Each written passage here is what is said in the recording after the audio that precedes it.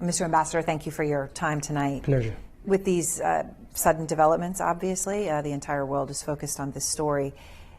When you look at what happened here, was this a declaration of war?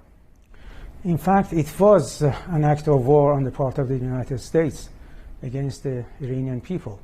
The U.S. started an economic war against the Iranian people back in May 2018 when President Trump decided to withdraw from the JCPOA, the nuclear deal, and started the maximum pressure policy against the Iranians, putting lots of economic pressure on Iran, and they have continued until today.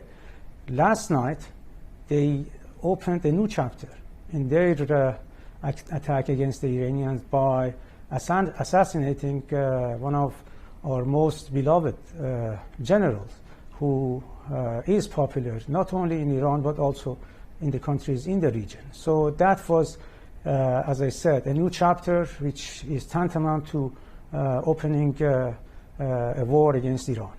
So when you say tantamount to war, an act of war, the words that you used, Ambassador Ravanchi, the Supreme Leader of Iran today said, or vowed severe revenge, and his other words were a harsh retaliation to what he calls the criminals who perpetrated this attack, the Americans.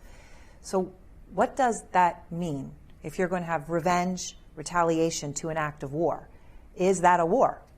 As I said, the U.S. has already started a war against Iran, not only economic war, but something beyond that, by assassinating one of our top generals who is being mourned by the people in Iran and in the region. So we cannot just close our eyes to what happened last night.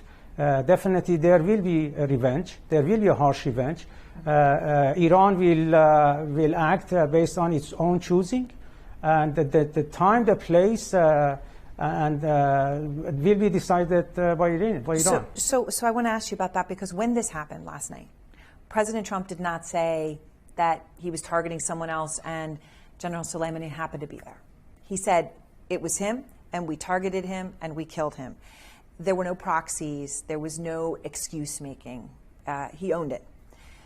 Will Iran's response be the same way, that Iran targets the United States? I'm not in a position to go into the detail of what's going to happen when we are going to act in revenge.